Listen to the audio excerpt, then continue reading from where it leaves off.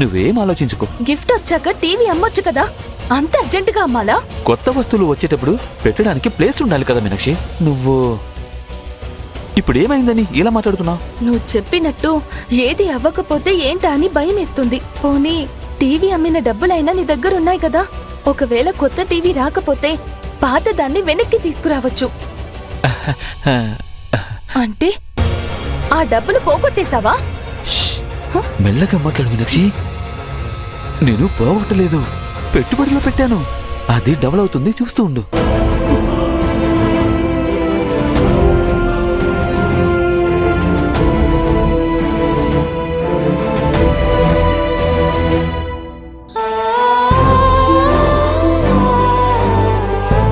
అమ్మా వదిన, నువ్వు చేసేదంతా నమ్మారన్నయ్య.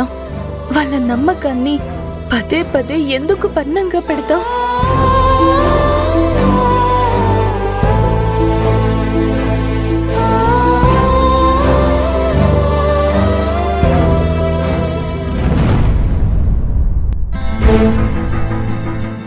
నువ్వేంటి బాబు ఇక్కడ?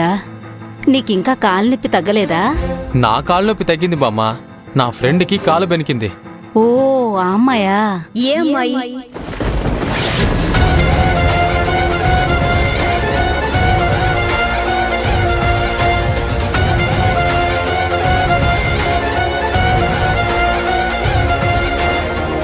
నీ గురించే మాట్లాడుతున్నా రమ్య, కదా బామ్మ?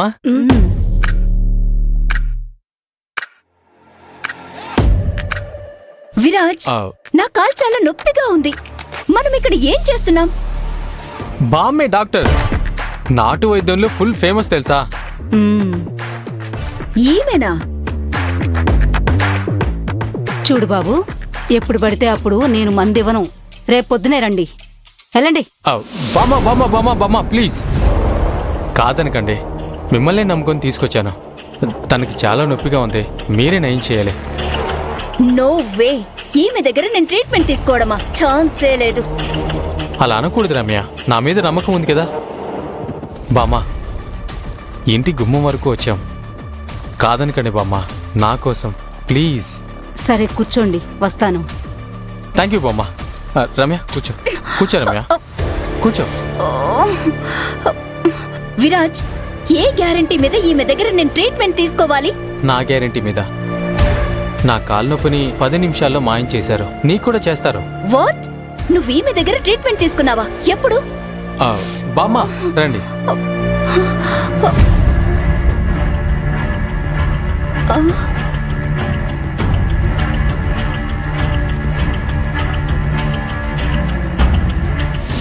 నీకేమైనా పిచ్చా విరాజ్?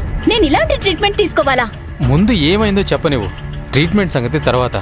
ముందు కూర్చో, ముందు కూర్చో రమ్య, కూర్చో. బామ్మ చూడండి,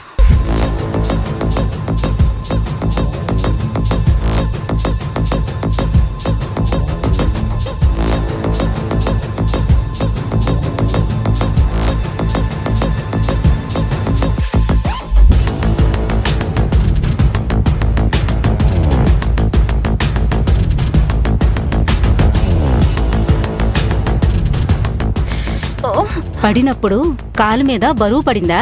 అందుకే కదా కాలు ట్విస్ట్ అయింది. అవును బామ్మ, మెట్ల మీద నుండి కింద పడింది. కారులో వస్తుంటే కాలు వాపు వచ్చిందని కూడా చెప్పింది. కానీ ఇక్కడెక్కడా వాపు కనిపించటం లేదే. చూస్తుంటే నొప్పి ఉన్నట్టు కూడా అనిపించటం లేదు. నువ్వు నిజంగానే పడ్డావా? నాకు ప్రాణం పోయేంత నొప్పి ఉంటే మీకేం తెలుసని మాట్లాడుతున్నారు? ఇలాంటి ఆకులు అలములు పెట్టుకుని మీ దగ్గరకు వచ్చే వాళ్ళని స్కాన్ చేయండి, నన్ను కాదు. రమ్య, అలా మాట్లాడుకో.